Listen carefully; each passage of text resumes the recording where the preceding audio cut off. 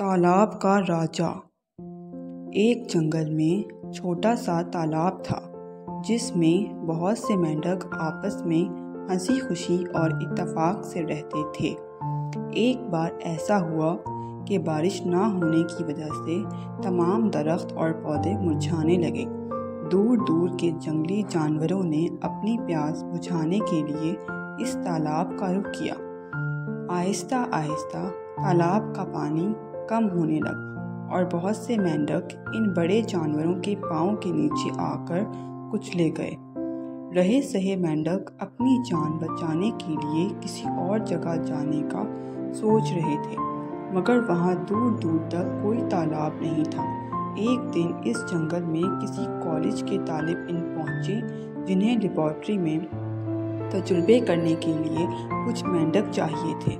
इन्हें देखकर तालाब के सारे मेंढक डर के मारे छुप गए। एक बूढ़े मेंढक ने कहा, हम में से कुछ मेंढक इन लोगों के पास जाकर इनसे मदद मांगते हैं, शायद ये हमारी कुछ मदद कर सकें।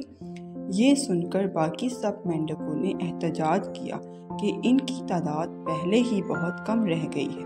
अगर मज़ीद मेंढकों को भी वो अपने साथ ले गए तो जंगल में तो इनकी नस्ल ही ख़त्म हो जाएगी। बूढ़े मेंढक ने कहा, मेरी बात गौर से सुनो, मैं भी साथ जाऊंगा और वहाँ किसी से मदद की अपील करूंगा कि हमारी नस्ल बचाने में हमारी मदद करें। वैसे इंसान इतने बुरे भी नहीं होते जितना हमने इन्हें समझ रखा है। इंसान से ज़्यादा तो जंगली जानवर ख़तरनाक होते हैं जिन्होंने हमारे बहुत से मेंढकों को हलाक कर दिया है। इन सब में से 3-4 मेंढक बहुत समझदार थे। उन्होंने कहा, बाकी सबकी सलामती के लिए हम अपनी जान कुर्बान करने के लिए तैयार हैं। जैसे ही जंगल में वो लोग तालाब के पास आए, बूढ़ा मेंढक इनके सामने गया और कहा, तुम लोग क्या चाहते हो? हम एक मेडिकल कॉलेज के तालिब इल्म हैं और हमें तजुर्बात करने के लिए कुछ मेंढकों की ज़रूरत है।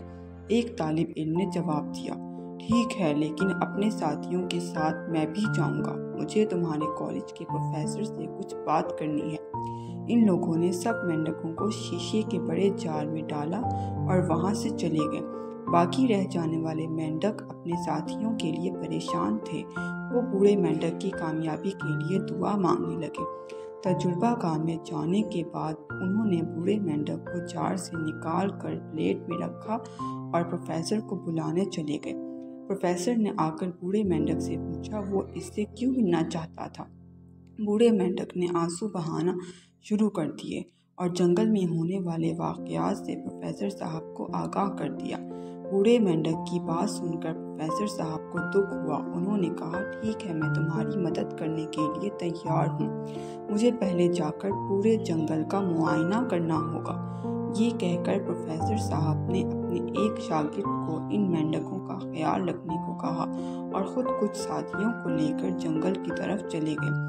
पूरा दिन घूमने के बाद एक जगह पर इन्हें बड़ा सा तालाब नजर आया, जिसे देखकर वो लोग खुश हुए। प्रोफेसर साहब ने वापस आकर ये खुशखबरी बूढ़े मेंढक को सुनाई। फिर सारे मेंढकों को अपने साथ लेकर तालाब पर चले गए।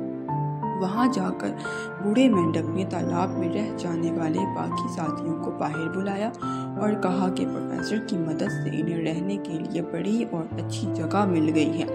सब मेंढकों ने प्रोफेसर साहब का शुक्रिया अदा किया और इन लोगों के साथ इस नए तालाब पर चले गए। रुको बड़े मियाँ, प्रोफेसर साहब ने बूढ़े मेंढक से कहा। बूढ़ा मेंढक पानी से बाहर आया और सवालिया नजरों से प्रोफेसर को देखने लगा। प्रोफेसर ने अपने हाथ में पकड़ा जार खोला और इसमें रखे इसके बाकी साथियों को भी आज़ाद कर दिया। बूढ़े मेंढक ने इस मेहरबानी की वजह पूछी तो प्रोफेसर ने जवाब दिया, क्योंकि तुम्हारी नस्ल ख़त्म हो रही थी और हम नहीं चाहते कि जिस तरह बेशुमार जानवर दुनिया से ख़त्म हो गए हैं तुम भी मिट जाओ, इसलिए तुम्हें तहफ़्फ़ुज़ देने के लिए आज़ाद कर दिया है। हम भी किसी मेंढक को पकड़ने यहाँ नहीं आएंगे। ये सुनकर बूढ़े मेंढक ने एक बार फिर प्रोफेसर साहब का शुक्रिया अदा किया और पानी में जाकर अपने साथियों से कहा, मैंने कहा था ना, इंसान इतने बुरे भी नहीं होते। सब मेंढकों को بوڑھے مینڈک کی اس بات کی تائید کی اور اسے اپنا راجا بنا لیا اور ہنسی خوشی رہنے لگے۔